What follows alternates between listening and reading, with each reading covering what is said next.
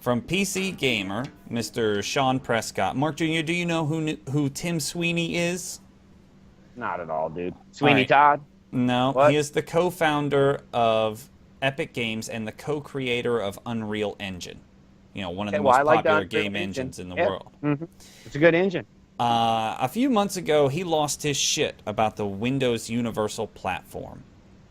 And that is Nintendo, or look, I'm on the Nintendo train. You're on Nintendo. When Microsoft is trying to make, they are trying to make it so that any application you create for Windows will also operate, well, not only operate on the desktop environment, but in the mobile environment, in the server environment. They're trying to make a universal platform so you only have to create one application, whether it be a game or a piece of productivity software, whatever. And ever since they implemented this idea, this Mr. Tim Sweeney has been losing his fucking mind about how they're trying to monopolize the PC gaming market.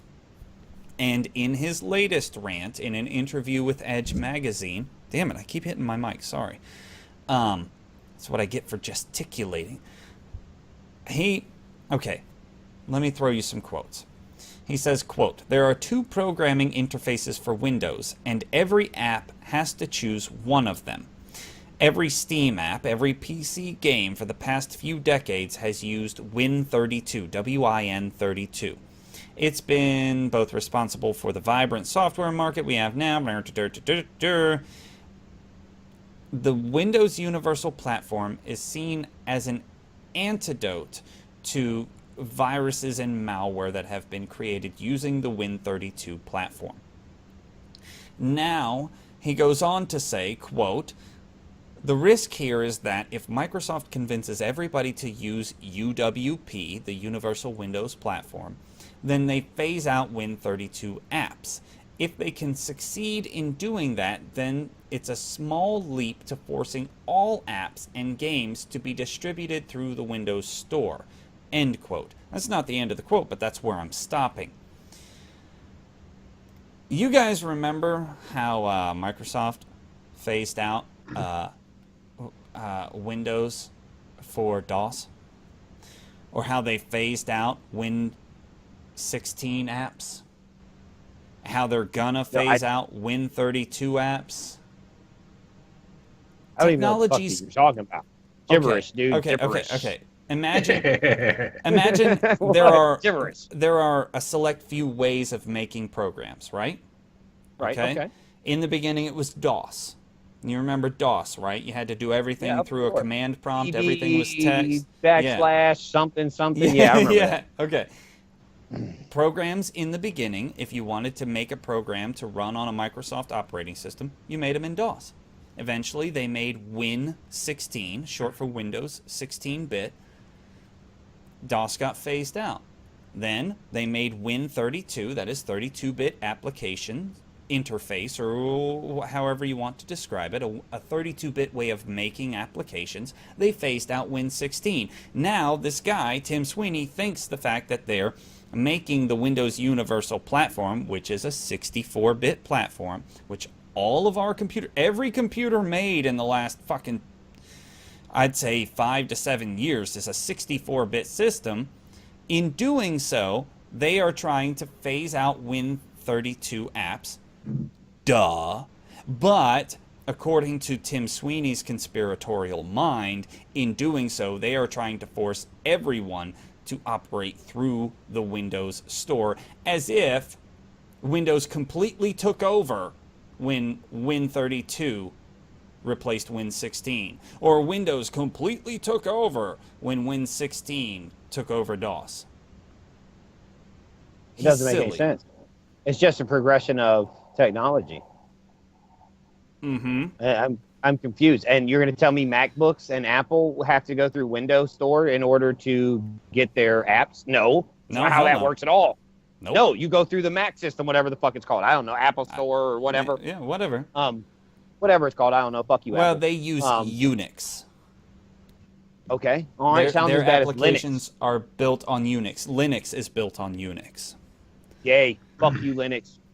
You're gay too. I mean, he's kind Uh, of right. Fuck Linux. I had a Linux computer and it was ball ass. Okay. I don't know if it was Linux's fault or not, but I blame them. Okay. So I don't know. It just sounds like the progression of technology. I'm confused. I mean, hold on. Now, what percentage of people would you say that have PCs, not Macs, have Windows on their computer? Oh, there's billions of them, Mark Jr. I would say at least 85 to 90% of the market. Okay, so 85, 90% of the market. So would you rather upgrade 85, 90% of the market, or you want Linux, bitch? Well, go download Linux then. All right, shut the fuck up and go download Linux. Yeah. I don't understand what the issue is. The thing is, most Linux platforms, modern Linux platforms, are 64-bit platforms. It's the same damn thing. It's just a progression of technology, right? What is his logic behind this? Okay, later on in the last part of the article, he says, quote, slowly, over the next 5 years, they will force patch. They made that a hyphenated word. Anyways, they will force people to patch Windows 10 to make Steam progressively worse and more broken. They'll never completely break it, but they will continue to break it until, in 5 years, people are so fed up that Steam is buggy and the Windows Store seems like an ideal alternative. End quote. He's assuming that Steam just won't bother to keep up. Steam's just going to not do a damn thing? Yeah, they're just going to say, fuck it, if we can't have Win32, we might as well fail. What the fuck is he talking about? Like Steam isn't a company of programmers? Right. Like, this guy should fucking work for Nintendo.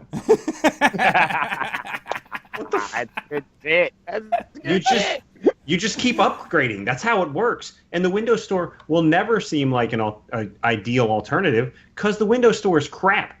You want to make the Windows Store great? Make it like Steam. Yeah. I've never even been to the Windows Store. Well, I mean, it's just funny because this Tim Sweeney offers no proofs.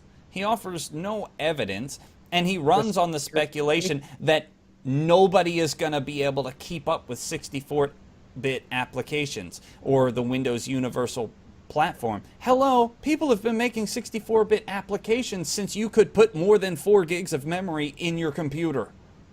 Yeah, this guy is just outside his fucking mind. You've got like no basis. Oh, what? Yeah. It's like me going to work and saying that no other hamburger will ever be sold because I made a good hamburger.